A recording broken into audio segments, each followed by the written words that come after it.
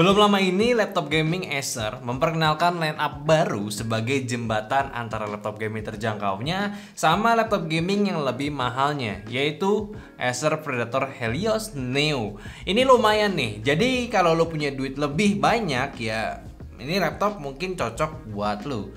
Nah di sini gue juga udah kutip dari pihak Acernya pas lagi live bareng Jagat Review ya.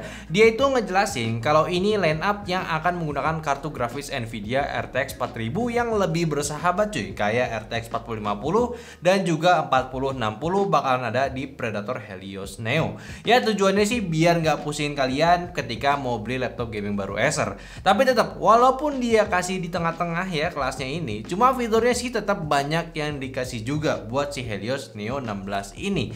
Ya pokoknya nanti bakalan kita bahas juga. Dan sekarang seperti biasa kita akan lihat dulu dari segi desainnya, yang tetap stylenya itu lebih ke seri Helios, nggak di downgrade mendekati Nitro punya, yang mana keren ya. Dia itu punya aksen desain bagian cover displaynya itu berupa kode khusus yang katanya bisa kita pecahkan. Gue sih belum coba ya itu artinya apa, cuma ya ada artinya lah pokoknya. Tapi ini keren ya, minimalisnya dapat, nggak aneh, lebih ke style gaming yang premium. Selanjutnya seperti biasa akan ada logo Predator untuk identifikasi laptopnya, dan turun dikit ada bumper exhaust dengan aksen warna biru sebagai pemanis. Dan juga kita bisa lihat laptopnya ini portnya tetap komplit dan yang utama berada di sisi belakang semua, kayak port power, HDMI, 2 USB-C Thunderbolt 4 ada di belakang. Di sisi kiri ada Ethernet port, USB A 3.2 Gen 1, micro SD card slot dan juga audio jack combo. Sisanya di kanan ada 2 USB A 3.2 Gen 2 sama LED indikator.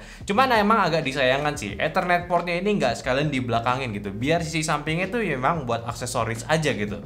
Kalau untuk bodinya di sini udah padet ya, paduan antara ABS dan juga metal ini udah nggak kerasa murahnya pula, dan udah cukup rigid untuk sebuah laptop gaming. Flex layarnya juga udah nggak ada lagi, udah aman ya. Selanjutnya buat keyboardnya ini full dengan numpadnya, typing keyboardnya lebih empuk rasanya, dan ini punya RGB 4 zona buat diatur sesuai preferensi, serta terdapat shortcut Predator Sense seperti laptop gaming Acer sebelumnya. Cuma uniknya sekarang untuk tombol turbonya, yaitu tombol kiri atas keyboardnya ini sekarang nggak cuma buat aktifin mode turbonya aja, melainkan buat switch untuk mode performanya. Jadi dari mode healing, performance-nya, bahkan ke turbonya lagi, secara ya tinggal pencet tombolnya aja. Ini menarik, Acer sekarang tuh udah kasih profile performa untuk si laptop gamingnya kali ini. Selanjutnya buat touchpad, standar sebenarnya untuk laptop gaming, cuma cukup besar dan posisinya ini agak sedikit ke kiri. Kalau ke layar, ini laptop punya ukuran di 16 inci dengan resolusi 2K 16:10 165Hz refresh rate-nya dengan tingkat cahaya di 500 nits serta akurasi warnanya di 100% sRGB. Dan seperti biasa dengan spesifikasi layar kayak laptop ini, sudah pasti untuk di penggunaan gaming ini udah sangat oke, karena lo bisa pilih antara resolusi 2K ataupun Full HD dengan refresh rate yang tinggi, serta kalau lo untuk konten kreator ini layar udah punya akurasi warna yang pas ya. Ya kayaknya sekarang sih ya udah umum gitu, laptop gaming kasih panel yang harus standarnya tuh lumayan tinggi, sama bisa dipakai juga untuk para non gamer. Jadi udah bagus sekarang, sama tambahan juga ya seperti biasa di atasnya ada webcam yang bisa lo pakai buat video callan. So bisa disimpulkan untuk dari desain laptopnya ini udah pasti menawarkan gaya laptop gaming baru dari Acer, yang pastinya ketika lo gunakan tuh lo nggak merasa seperti kalian pakai laptop gaming murahan atau bahkan laptop gaming yang terlalu mencolok ketika digunakan di tempat umum. Jadi ya buat Predator Neo, Helios Neo 16 ini sih udah bagus sih buat gua. Kalau untuk soal performa ini udah pasti menggunakan spesifikasi terbaru ya, karena ini juga dikeluarkan di tahun ini.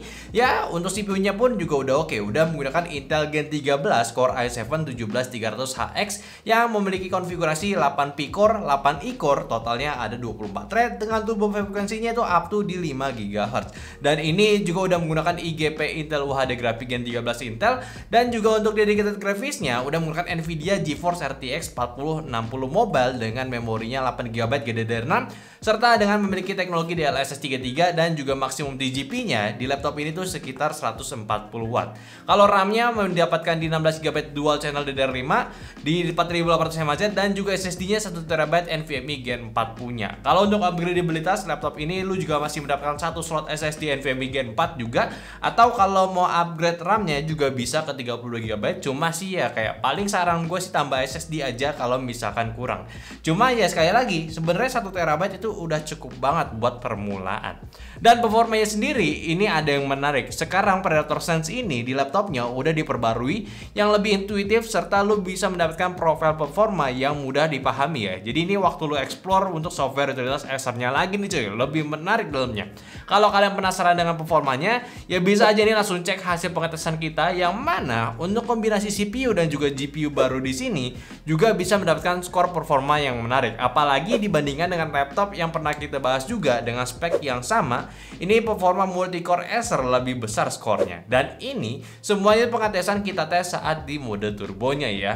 Sedangkan jika digunakan untuk creativity produktif ya, hasilnya skornya itu bagus juga. Cuma ada sedikit keanehan saat testing di Budget Bench. Itu di Premiere-nya hanya mendapatkan skor di 600-an aja. Padahal ketika dites langsung dan juga saat kita tes render langsung, hasil pengetesan laptop ini tuh lancar semua dan juga cepat. Kalian bisa lihat aja untuk rendering video 4K di sini rata bisa mendapatkan hasil render yang baik semua. Bahkan untuk video yang CPU effect ini tuh udah termasuk rata-rata durasi render dengan laptop yang pernah kita coba di kelasan yang sama pula. Nah, untuk pengetesan gamingnya di sini karena laptopnya pakai resolusi 2K, kita tes 2 kali, yaitu yang 2K dan juga Full HD-nya. Jadi langsung untuk yang pertama di game 2K-nya sendiri, hasil FPS rata-rata untuk beberapa game e-sport ini mendapatkan skor yang sudah cukup baik, apalagi game Dota 2 yang baru aja update mapnya. Kalau di laptop kentang sih udah pasti terkena dampaknya. Di laptop ini masih bisa bertahan di atas 100 FPS dengan 1% FPS-nya masih di 50-an FPS. Kalau untuk game AAA bisa dapat FPS yang oke juga, rata-ratanya bahkan sampai ke settingan rata kanannya itu bisa di atas 60 FPS.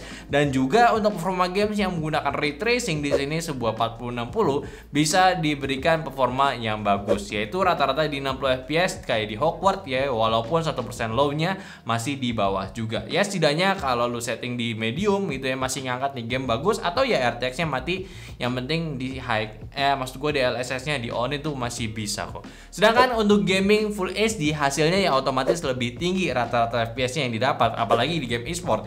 Ya jelas ada peningkatan rata-ratanya cuy. Cuma untuk rata-rata game AAA yang gue kira itu bisa ada peningkatan signifikan, ya sebenarnya di beberapa game yang kita tes ini meningkatnya cuma sedikit. Jadi dengan kata lain, kayaknya sih mending langsung main di 2K aja sih kayaknya, karena 2K-nya itu udah lancar semua. Oke, lanjut. Kalau bahas soal thermalnya, sebenarnya ini laptop yang bagus untuk penanganan suhunya. Sudah pakai Gen 5 Aeroblade 3D Fan punya dengan 5 vector heat pipe yang melintang antara CPU dan juga GPU-nya. Exhaust-nya banyak dengan intake dari sisi bawah laptop, ya ini udah cukup aman.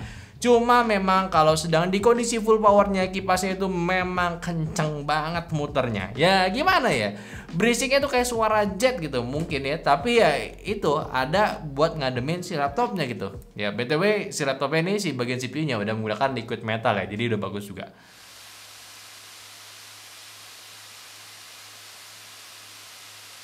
Kalau baterai, ini laptop punya kapasitas di 90 Wh dan juga lu udah bisa memiliki utilitas performance-nya. Selain dari profil di Predator Sense, lu juga bisa mengatur melalui Nvidia Optimus untuk memilih penggunaan GPU untuk penghematan daya. Jadi ketika kalian pengen menghemat daya, bisa aja ya tinggal ubah settingannya ke mode iGPU-nya gitu. Dan untuk konektivitasnya pada laptop ini juga sudah cukup terbaru ya, dengan konektivitas Wi-Fi 6 dan juga lainnya LAN-nya gigabit ya, ready pula, sehingga buat koneksi internet untuk gaming atau pemakaian kasual ini udah sangat terjamin anti lag dari segi hardware-nya. Nah, sekarang apa nih yang perlu diperhatikan dari laptopnya ini? Oke.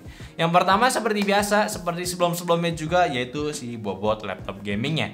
Kayak sekarang tuh sebenarnya agak sulit gitu buat cari laptop gaming yang ringan. Ini aja laptop udah kurang lebih di sekitaran 2,5 kilo, dan itu pun belum termasuk chargernya. Jadi kalau mau bawa-bawa, kalau biasa sih bawa tas yang bisa support bawa barang berat dan juga support badan lu lebih enak. Sebenarnya laptop ini kalau beli laptop dapat tas nggak sih? Kayaknya gue kurang tahu soalnya. Sama untuk suara kipasnya, lebih baik kalian set mode performance-nya di mode performance aja. Karena Karena ya kalau misalkan di max out semua itu ya bakalan kenceng laptopnya, tapi di performance pun juga tetap kenceng.